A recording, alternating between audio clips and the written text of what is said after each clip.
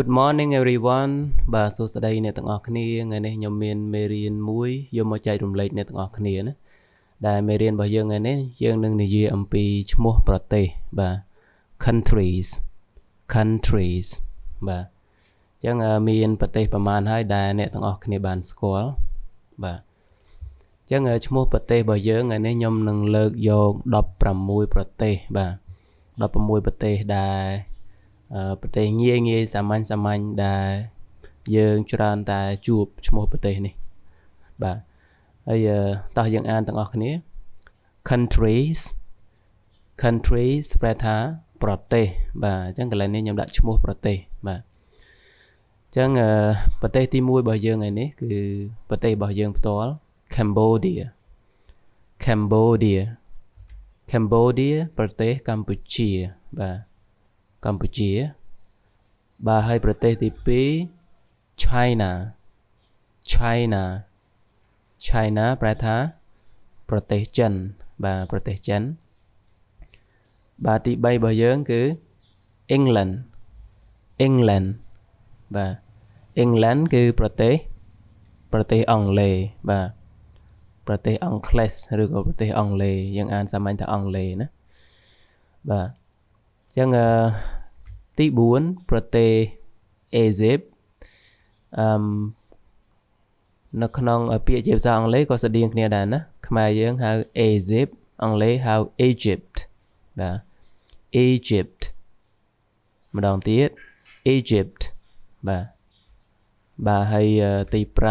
5 France បាទសំឡេងរៀងវែងណាបងប្អូនគ្នា A នឹងសំឡេង R រៀងវែង France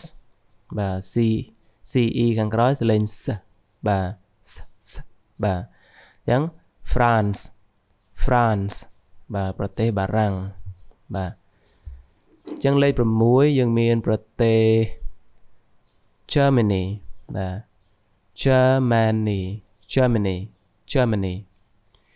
ប្រទេសអាល្លឺម៉ង់បាទអាល្លឺម៉ង់លេខ7 Italy បាទអ៊ីតាលីបាទប្រទេសអ៊ីតាលីបាទដូចគ្នាអញ្ចឹងដូចគ្នានឹងភាសាខ្មែរយើងដែរ Italy ប្រទេសអ៊ីតាលីបាទយើងអាន Italy ក៏បាន Italy ក៏បានយ៉ាអក្សរ T ហ្នឹងនៅខ្លះបញ្ចេញសលេង T ខ្លះបញ្ចេញសលេង T បាទ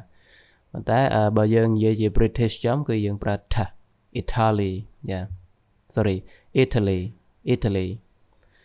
ប្រទេសអ៊ីតាលីបាទលេខ8របស់យើងប្រទេសជប៉ុនណាអញ្ចឹងយើងមាន Japan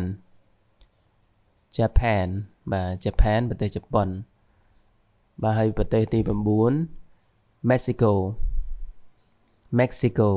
យ៉ា Mexico ប្រទេស Mexico ណាយ៉ា Mexico លេខ10 Poland ប្រទេសប៉ូឡូញបាទហើយលេខ11 Russia បាទ Russia ប្រទេសរុស្ស៊ីបាទ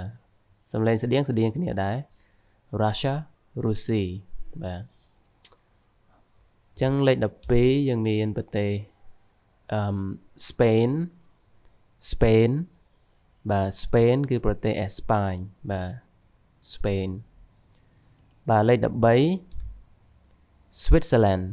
បាទ Switzerland ចឹងយើងអានទាំងអស់គ្នា Switzerland អូខេ Switzerland ប្រទេស Swiss បាទប្រទេស Swiss បាទហើយលេខ14 Turkey បាទប្រទេសទួរគីបាទប្រទេសទួរគីលេខ15 The United States បាទអញ្ចឹងយើងវែងបន្តិច The United States បាទ The United States បាទប្រែថាសហរដ្ឋអាមេរិកបាទសហរដ្ឋអាមេរិកបាទអញ្ចឹងយើងហៅកាត់ថា The US ក៏បានបាទអញ្ចឹងអក្សរ U មកពីពាក្យ United អក្សរ S មកពីពាក្យ State អញ្ចឹងយើងហៅថា The US ក៏បាន យើងហៅថា the USA ក៏បានបាទថែម A មួយទៀតហ្នឹងហើយ the USA អញ្ចឹងឈ្មោះរបស់វាយើងហៅបាន3 4ប្រភេទហ្នឹងហើយអញ្ចឹងជាផ្លូវការគេហៅថា the United States បាទសហរដ្ឋអាមេរិកបាទហើយប្រទេសចុងក្រោយដែលយើងលើកមកថ្ងៃនេះគឺប្រទេស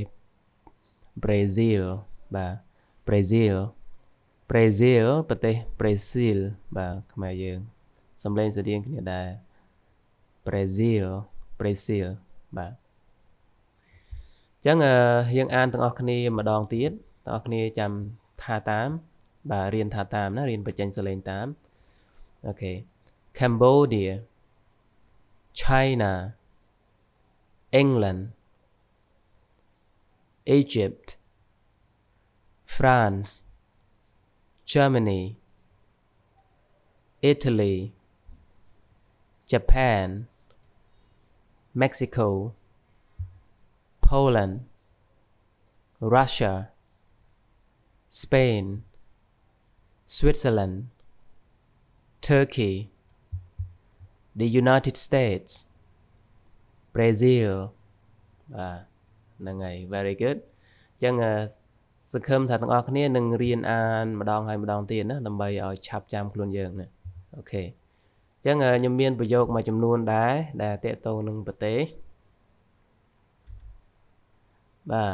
អញ្ចឹងសិតតែជាប្រយោគល្អយើងប្រើប្រចាំថ្ងៃណាបាទអញ្ចឹងសំណួរគេសួរថា where are you from បាទ where are you from បាទ where are you from អញ្ចឹងយើងប្រែថាតើអ្នកមកពីប្រទេសណាបាទ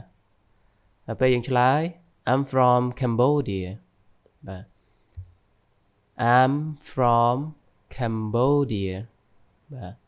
I'm from Cambodia អញ្ចឹងយើងប្រែថាខ្ញុំមកពីប្រទេសកម្ពុជាបាទ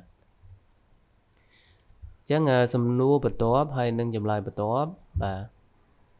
Where is he from Where is he from បាទយើងប្រែថាតើគាត់មកពីប្រទេសណាបាទអញ្ចឹងយើងអានដល់គ្នាម្ដងទៀត Where is he from បាទតើគាត់មកពីប្រទេសណាហ្នឹងហើយកន្លែងទៅនេះមិញទាំងអស់គ្នាប្រហែលជាឮ she បាទដោយសារអីដោយសារខ្ញុំភ្ជាប់សំឡេង s ជាមួយនឹង he ហ្នឹង he ដល់ពេល s នៅមុខ she អូខេអញ្ចឹងការពិតមិនមែន she មិនមែន she នាងទេណាតែ he ដដែលទេព្រោះគាត់ថាយើងភ្ជាប់សំឡេងអញ្ចឹងពេលទាំងអស់គ្នាអនុវត្តយូរទៅនឹងថ្នឹកហើយកន្លែងហ្នឹងណា Where is he from បាទតើគាត់មកពីប្រទេសណា He's from Brazil បាទ He's from Brazil យើងប្រែថាគាត់មកពីប្រទេស Brazil បាទអានអង់គ្លេសយូរទៅខ្មែរចង់ Brazil ដែរបាទអញ្ចឹងខ្មែរយើងសំឡេងរាងស្រាល seal ធម្មតា Brazil អង់គ្លេស Brazil បាទអូខេ He's from Brazil បាទហើយប្រយោគបន្ទាប់របស់យើង Which country do you want to visit អូខេ Which country do you want to visit អញ្ចឹងយើងប្រែថាតើអ្នកចង់ទៅលេងប្រទេសណាបាទអញ្ចឹង which country ហ្នឹងប្រទេសណាដល់ពេល one ហ្នឹងចង់ដល់ពេល visit ទៅទស្សនាឬក៏លេង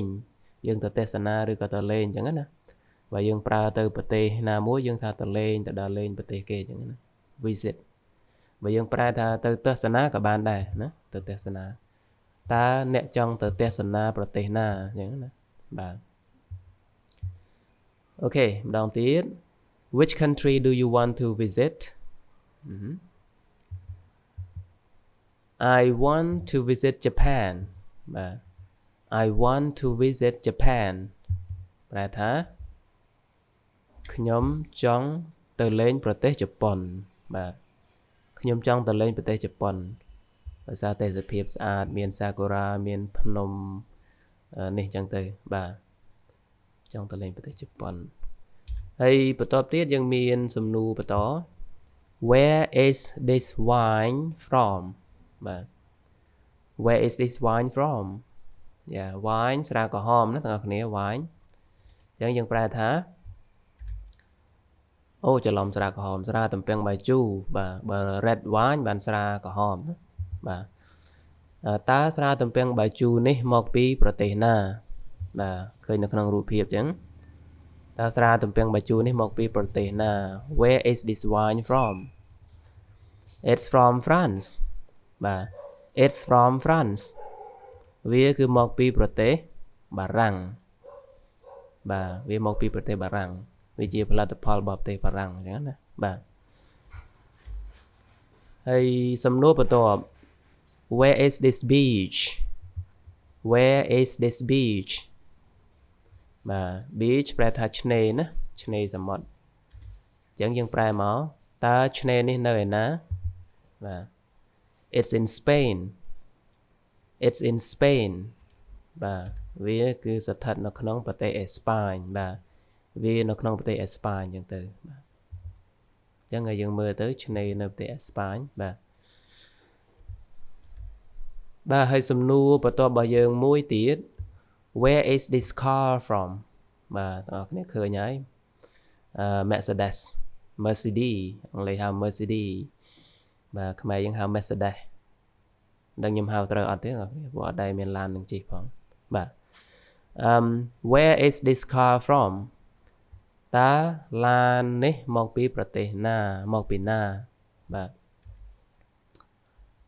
បាទ It's from Germany It's from Germany បាទអញ្ចឹងវាជាផលិតផលរបស់ប្រទេសអាល្លឺម៉ង់ណា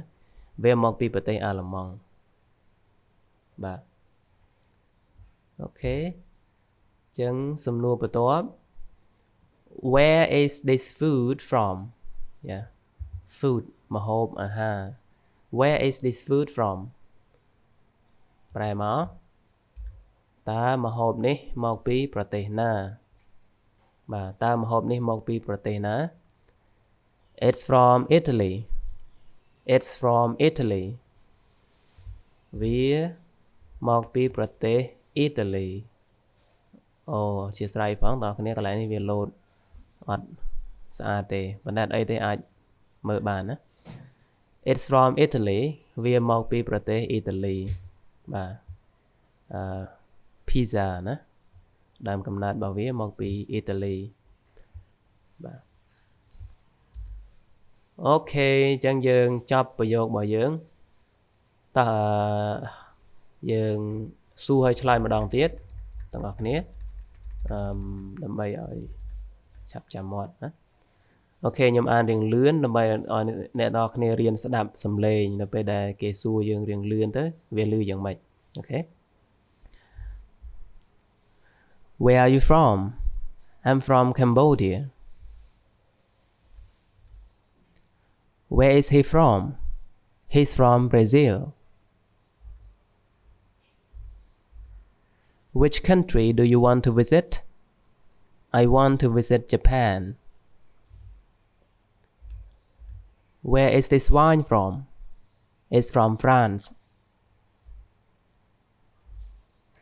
Where is this beach? It's in Spain.